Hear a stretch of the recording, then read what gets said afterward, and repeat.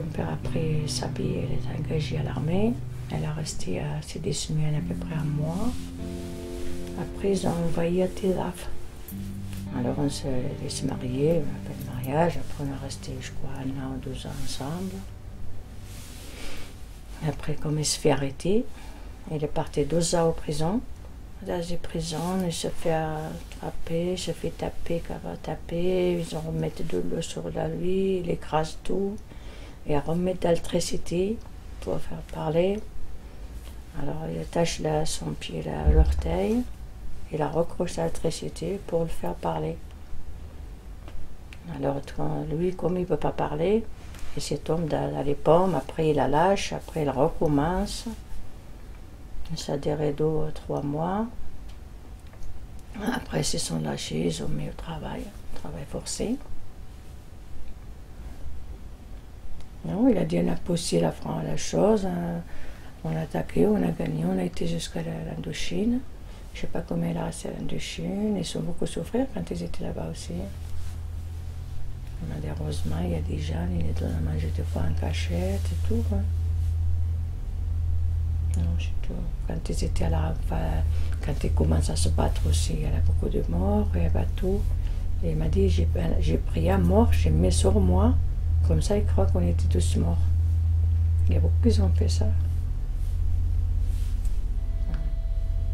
Quand ils sont partis avec des bateaux, quand ils ont descendu avec les bateaux, les autres, ils attendaient de l'autre côté. Alors après, ils commencent à tirer sur eux. Ils ont tous cachés dans le sable. Quand ils arrivent, alors les autres ils sont sortis dessous. C'est là qu'il y avait plus de morts. Il y a beaucoup de morts là. Ton père il a dit on n'a jamais perdu des gens comme cette fois-ci. Alors le capitaine il a dit non, on ne fait pas de mal, mais ailleurs aussi ils ont beaucoup fait de misère. Il y a des morts quand où ils sont partis, tu sors dehors, tu vois des morts devant toi partout. Parce que les flagas ils étaient dans la forêt. Après quand les avions ils étaient en bas, après ils sont montés pour sortir, mais les autres militaires, les soldats de France, ils étaient en haut. Alors après ils sont tirés sur les fusils avec eux. Alors là il a eu des morts, cette fois-ci il a eu beaucoup de morts. Mais tu sais, racheter de l'eau. Il était proche de l'électricité, il te met l'électricité sur l'orteil, il attache, après il remet de l'eau, il a tombé l'électricité, les choses en l'électricité. Il m'a dit on saute à l'air en retour. Quand ils sont tombés, ça il croit qu'il est mort, il la lâche. Il attend, il m'a dit il attend 1 heure, demi-heure après, il reprend encore. Il dit où ils sont les Falagas, il faut que tu me dises où ils sont. Ton père il dit je ne sais pas où ils sont, moi je te dis je ne connais pas. Je ne connais pas. Mais après les autres, ils ont dit c'était pas vrai, il a vendu tout le monde. Mais elle n'a jamais sorti vers chez nous. On dit si je vendais, j'aurais sorti un après l'autre. Hein. Parce que ton père il sait où ils sont tous. Alors il m'a dit non, je n'ai pas vendu personne. Je parle de personne. J'ai souffert. Qu'est-ce que j'ai souffert, j'ai gardé pour moi. C'est tout.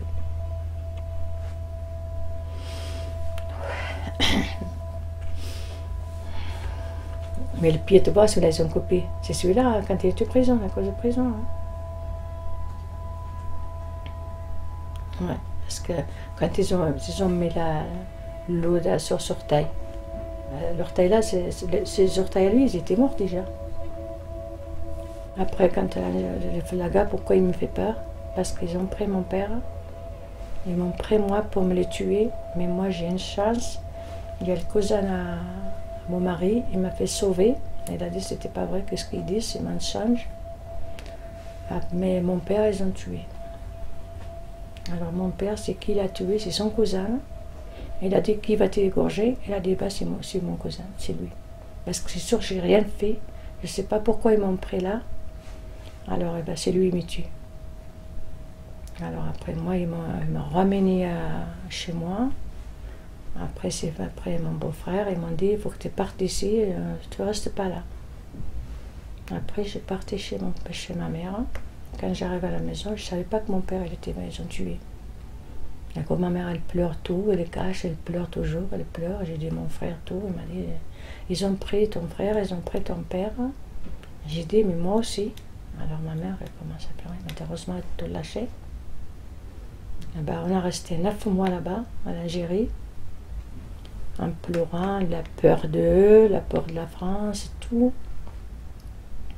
À la fin, quand ils ont lâché mon frère, elle est venue, elle a resté à peu près une quinzaine de jours. Ils ont retourné, ils sont venus le chercher pour le tuer encore. Je pense jamais, parce que rien que je pense qu'est-ce qu'ils ont fait à mon père, à mon oncle. Alors là, n'oubliez pas. Parce que mon père, ils ont tué, le frère à ma mère, c'est mon oncle. Ils ont tué beaucoup de gens. Le fils à ma tante, deux, même les vaches, tout. Ils n'ont rien laissé. Ça s'appelle la chose là, la Légion. Quand ils sortent la Légion, ils ne laissent rien. Alors ils tuent, tu vois, devant, tchoc, une peau, même l'épaule, il prend le fusil et il tire comme ça sur l'épaule. J'ai dit ça, mais là-bas, ils les tuent parce qu'il faut qu'ils s'avancent, il faut qu'ils gagnent. Il faut que les tuent, les gens. Mais tu vois, quelqu'un vient tirer sur toi, il faut tirer toi avant. Si tu ne tires pas la France, ils vont te dire qu'est-ce que tu fais. Non, il a dit,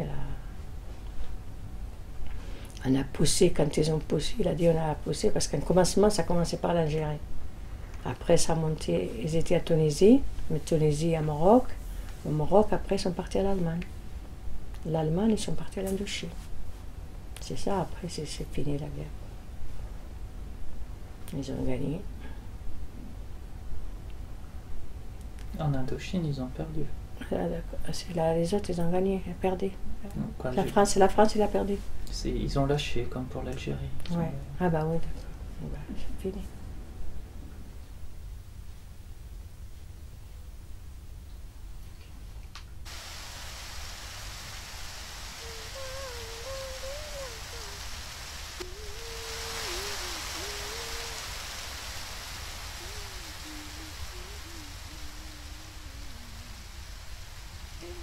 Non, pas de langue que tu ne comprennes dans le vinyle violet des protections que les femmes montagnardes ont confisquées devant l'hôtel qui agglutine les papillons de nuit, ayant comme seule respiration les coupures de courant intermittentes qui dans une prison française ont tranché ta terre en deux.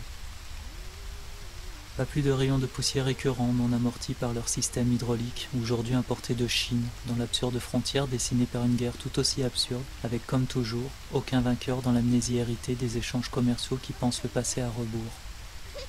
Une autre avalanche dans ce karaoké et devant ces hésitations qui m'ont fait lui dire que je me sentais frère, malgré mon teint pâle qui me fait être blanc ici et intégré là-bas, à distance réglementaire d'une garde peu travaillée, les feintes suffisent alors pour dialoguer en étranger, d'habitude étouffée, peu confident, et ça on leur dira à 2 reprises, en cœur et transplanté, se demandant si elle nous aimerait toujours au réveil de son opération.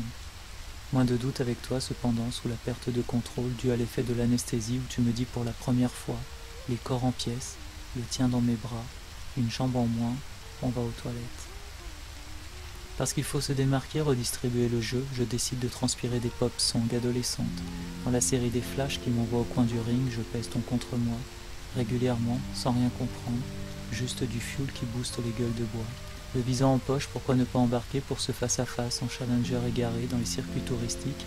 J'encaisse le refus et le nom martelé de ceux qui savent mais qui ne veulent plus te raconter à leur chevet. Le trafic saturé, nous patienterons donc les délais d'indemnisation des anciens d'Indochine, soucieux d'envelopper d'un drapeau la descente de tes 4 fils. Le premier ne bégayait plus. On évitera de parler de drogue et des perruches qui dénoncent à l'hôtelier les passages paranoïaques des informations copiées sur disque dur, au cas où le balayeur d'ici, l'incireur de chaussures de là-bas, pourrait remplir nos verres et rappeler que l'amour sépare, qu'un homme fond toujours de l'intérieur. C'était promis à 2 reprises et en chœur. Rendez-vous dans les mêmes rues chaudes soulignées de verre et de honte.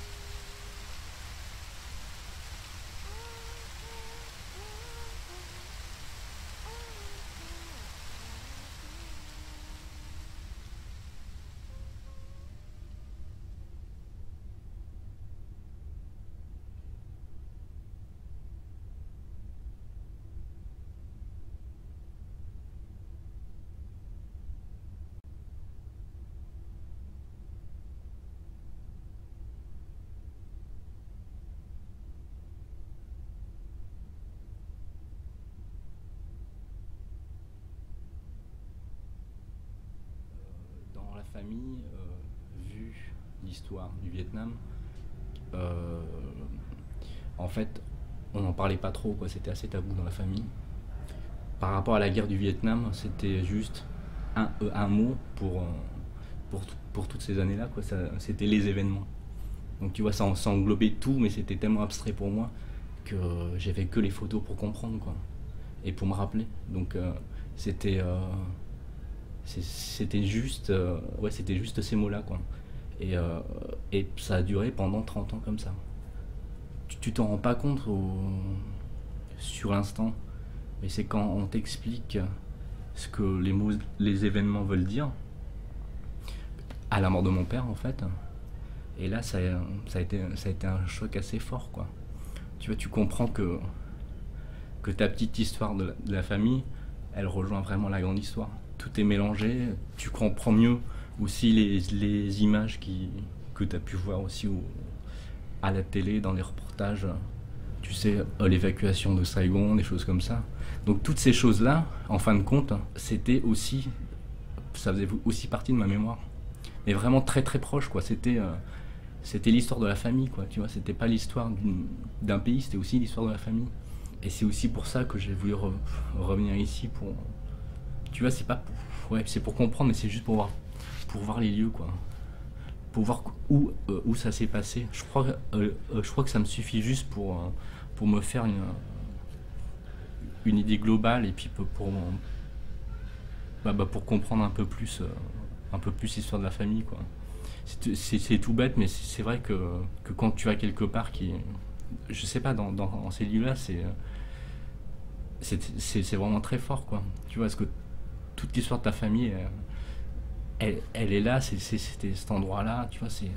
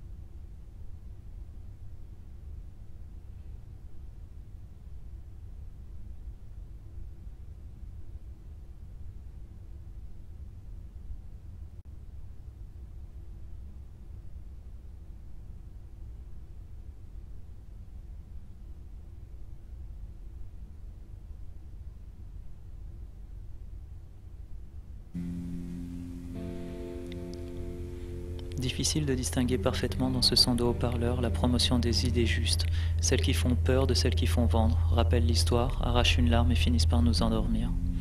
Il l'a dit, je l'ai entendu sans rien comprendre, de la mouche qui se pose sur le dos du tigre imprimé de la couverture.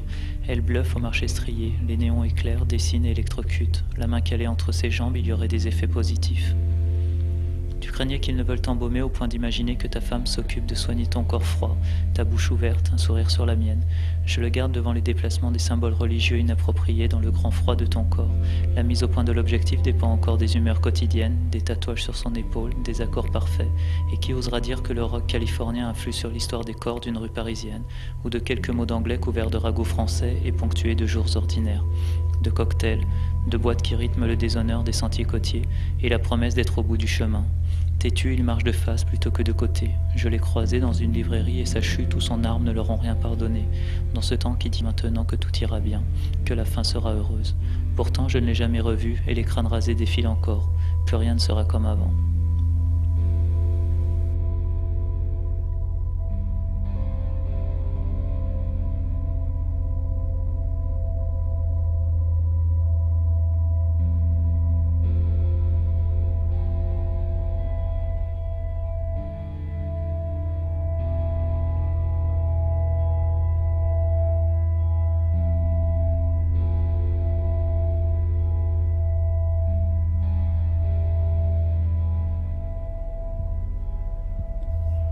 think I've been obsessed with violence since I was a kid. I don't know exactly where it came from or where it started. Possibly all the stories, possibly knowing that I myself was a result of war, where I was and who I was a result of war. Maybe it was because of all the violence that I had to deal with growing up in such a harsh kind of environment that wasn't so receptive of people that didn't fit into the society previously. Or maybe it's just innate. I used to watch Bruce Lee films a lot, and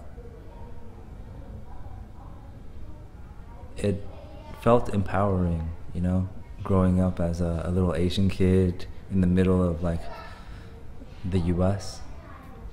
When I discovered Bruce Lee, I felt like I finally had a hero to look up to. You know, he wasn't Spider-Man, you know, Peter Parker. He wasn't Superman, you know, like Clark Kent. he wasn't Batman. He was more real than that.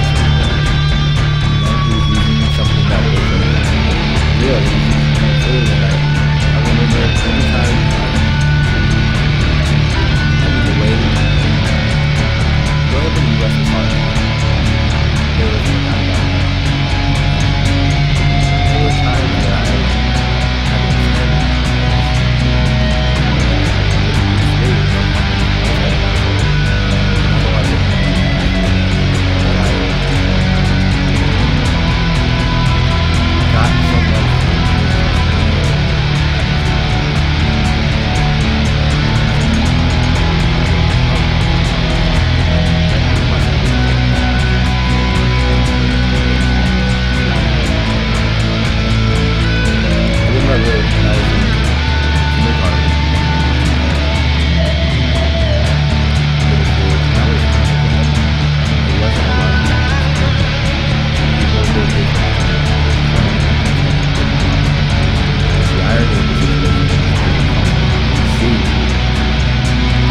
I didn't even know what the term VC, but these like American kids were calling me VC, and I don't think they understood what the term meant, but maybe they heard it from their parents. And the irony of it is that I was leaving the country, you know what I'm saying? So I was really confused as a kid as to who I was, what I was doing in the US, and why we had to be there. And it kind of feels like, now looking back on it, my whole life has been a mystery, like trying to unravel why I was and where I was and how I was. I didn't remember Vietnam. I had these recurring dreams about how my parents met. They weren't real, I don't think. And I would have this other dream about being in a hospital while things were blowing up outside and my dad taking my hand and running through the hospital. I have no idea where that dream comes from, but it's a dream I have. So those two dreams were recurring when I was a kid. I didn't remember anything of Vietnam. I heard stories about not having enough food on the boat. I heard stories about, you know, swimming to the boat. I heard stories about living in the refugee camp. But me, myself, I had no kind of memories that I could trust were real as a kid. I don't think I can ever know the whole story. You know, no one really knows because history is so multi-layered, so complex. But that's just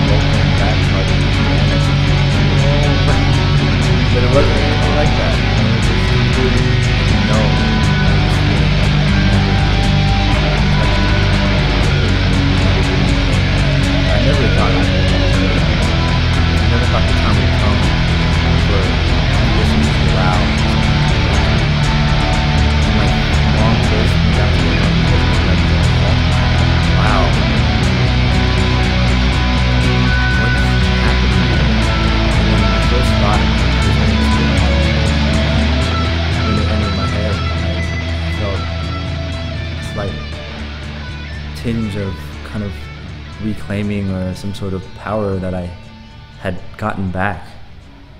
Because for most of my childhood, Vietnam was an imaginary country. It was just mirage. We had no real kind of sense of, you know? And we knew it. I think everybody that was in my situation kind of knew it. We constructed, you know, we claimed to be Vietnamese. It was something empowering when we, you know, when we were young adults, like, oh yeah, I'm Vietnamese. We claimed it, but I think deep inside, nobody knew what the fuck they were talking about. And they knew it. They didn't dare say it, but they knew it. The first time I came back, I was here for about 2 months, visiting my grandmother and trying to travel the country with her. And it was a harsh reality to accept. But when I accepted the fact of the matter that I wasn't Vietnamese, I felt liberated. I felt liberated. I was homeless in the most positive kind of sense of that idea. I wasn't tied to any kind of identity. My home was nowhere but everywhere at the same time. The young generation here, the young generation in the US and Europe and in different parts of the world, they're kind of suffering from an amnesia, and they're kind of being, and they have amnesia. They don't remember the war. They don't remember the grudges that were happening. They don't remember the suffering, the pain, the hardships, but they're being taught that. They're being handed down all those experiences. And that's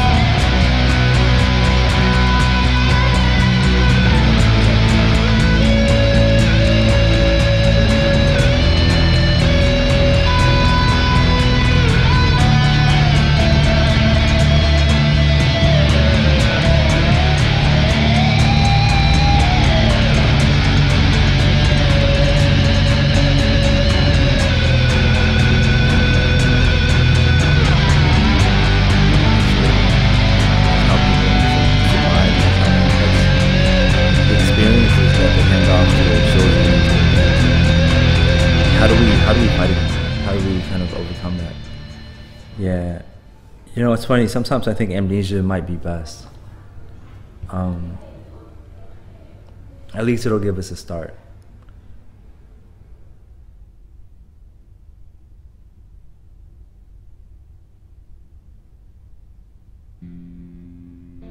Hanoï.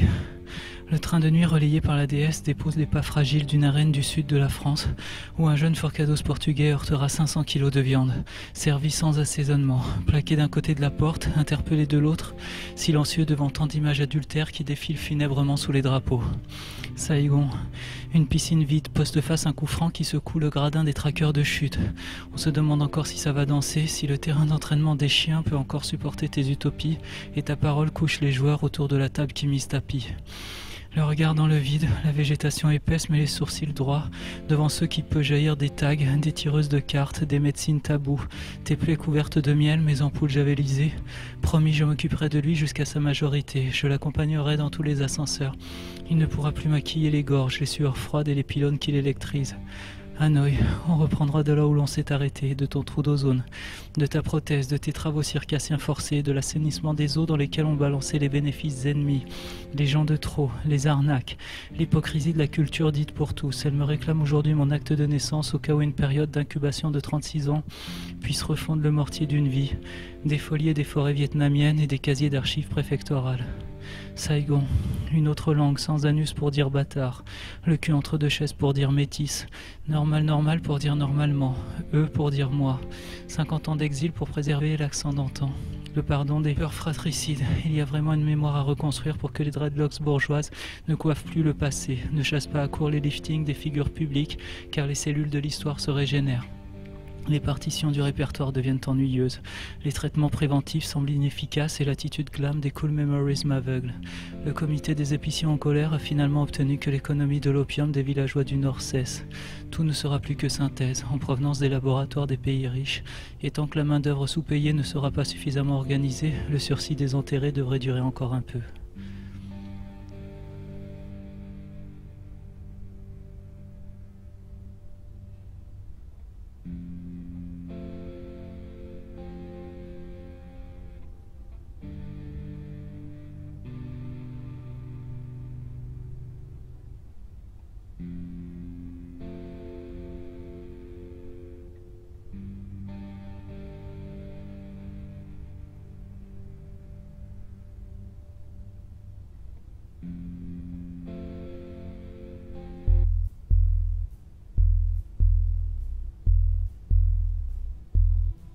Whatever happened to Leon Trotsky? He got an ice pick that made his ears burn. Whatever happened to dear Lenny, the great Elmira, and Sancho Panza? Whatever happened to the heroes? Whatever happened to the heroes? Whatever happened to all the heroes? All the Shakespeareos? They watch the rumor. Whatever happened to the heroes? Whatever happened to the heroes? Whatever happened to heroes anymore? All the heroes anymore? All the Shakespeare heroes anymore? They watch the rumor heroes anymore? Whatever happened to heroes anymore? To the heroes anymore? Whatever happened to heroes anymore? To the heroes anymore? No more heroes anymore. No more heroes anymore. No more heroes anymore. No more heroes anymore. No more heroes anymore. Attends, t'as lancé? Non. Ah, bah vas-y, lance. C'est pour faire le clap, tu Ah oui. But no, it was just that maybe. Is it okay if you sit closer to Sure. the edge? Elle me l'a dit et je ne l'oublierai jamais, ces mots qui pétrissent le vieillissement des souvenirs qui reviennent frapper à la porte des somnolences des aires d'embarquement. Mini d'écran chargé de nouvelles internationales, de jeux télévisés, de vie privée perforée. Pour débuter la partie d'aujourd'hui, une première question. Bilan de mémoire, c'est à vous. I think I remember a lot, but I don't know. I'm not sure if I should trust my memories all that much. But I think, for the most part, what I remember seems very vivid. You know what I'm saying? I thought I remember, or I thought those stories were so real. And they could be real, they could be not. I'm not sure. Like images that I had in my mind was just water. Water was everywhere. Rubrique géographie. Pas de transition d'un réalisme socialiste à une réalité capitaliste, commercialisant les peines de l'histoire et organisant la construction des resorts. L'alignement des corps de femmes et d'hommes à vendre. Réponse dans la fabrique d'un passé en 1 minute et la possibilité de doubler vos gains. Poetry was a way for me to gain some distance from the world. I think when I first started, it was a way for me to retrieve memories that I lost, or to have memories, or to have a narrative of my past, that I felt I didn't have. Troisième test. Une vision nocturne des guirlandes urbaines qui tissent, bavent et goudronnent les chemins menant au stand de tir à balles réelles, accessibles à tous dans les parcs d'attractions de la guerre. On visite les engagements volatiles dans les champs verts à l'œil nu et orange au microscope. Question de chimie familiale. Qu'en est-il de la vôtre? I was going to be a writer. And this is a strange thing, because I had a natural ability to write. Poetry just came out, and I was published for poetry, and I just felt like this was a natural thing. I wanted to be like Hemingway and go to Barcelona or something, and just spend my life like that. But once I found my parents, I lost the ability to write. Pour les besoins en images et la rédaction des poèmes funéraires, un référendum. Pour ceux qui ont fait trembler la parole, une résolution. Rien de grave, pourtant, devoir les a rendus muets. De traduire des interrogatoires, regretter d'être polyglotte. D'où cette nouvelle question qui peut-être nous permettra de gagner un voyage au circuit de vétérans, retraçant les plus grandes batailles de la zone démilitarisée. My uncle was a veteran, and when he came back to Cape Cod, he is completely changed. I mean, really became back a really broken person. And that broken person was one of my best friends growing up, because he became a child, which was great for me, growing up with him, because I had, a child who could drive a car or something, and that was fun. But when I started getting older, I could really see that he had some really big problems. My uncle had a fetish for bondage. Because I don't think he had that before he left for Vietnam. And as me and my cousin would often stay at my grandmother's house because we were being babysit, and he lived there, we would often tie him up. Un dernier candidat pour fondre et enchaîner une curiosité personnelle et peut-être accéder en finale? Ma grand-mère a toujours été un peu enfermée par mon grand-père dans cet appartement. Il ne voulait pas qu'elle sorte. Comme je les ai toujours connus comme ça me semblait normal au départ. Et puis, oui, petit à petit, puis en discutant avec mon père, parce que mes grands-parents ne disent rien, j'ai appris que c'était probablement dû à ce qu'il avait vécu durant la guerre.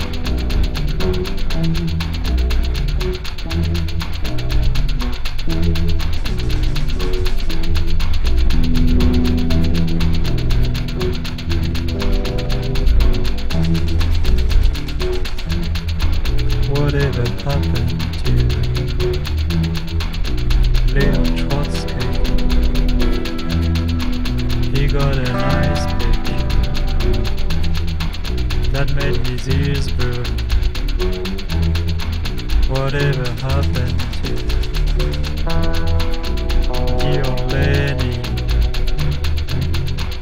the Greta Mira, and Sancho Panza? Whatever happened to the heroes? Whatever happened to the heroes? Whatever happened to all the heroes? All the Shakespeare, they watch the Roman. Whatever happened to the heroes? Whatever happened to the heroes? Whatever happened? Moi, je suis commando.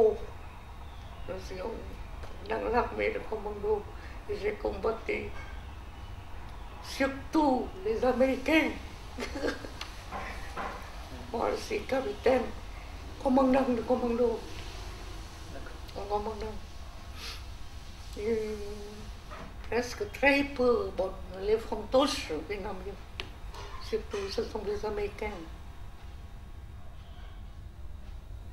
Et moi, ce temps-là, je dois faire le caméraman. Je ne peux pas éviter ça. Je vais éviter. Mais nous employons ce temps-là, on n'a pas des caméras de l'Amérique. Nous devons employer les caméras de Soviet, de la Russie. Là. C'est très très lourd. 12 kilos. 12 kilos. Ah, ça. Et comment faire avec les en tout 25 kilos dans mon corps? Il faut fumer. Et combat. Les mêmes, les soldats abattus comme nous, et les filmer, les interviewer.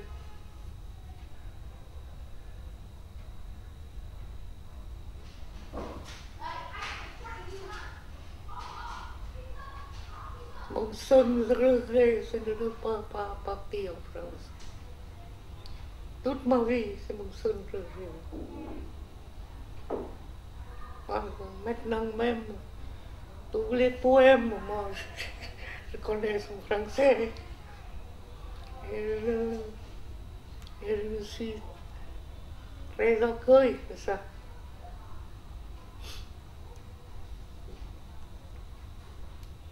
Et Verlaine, Raimbaud.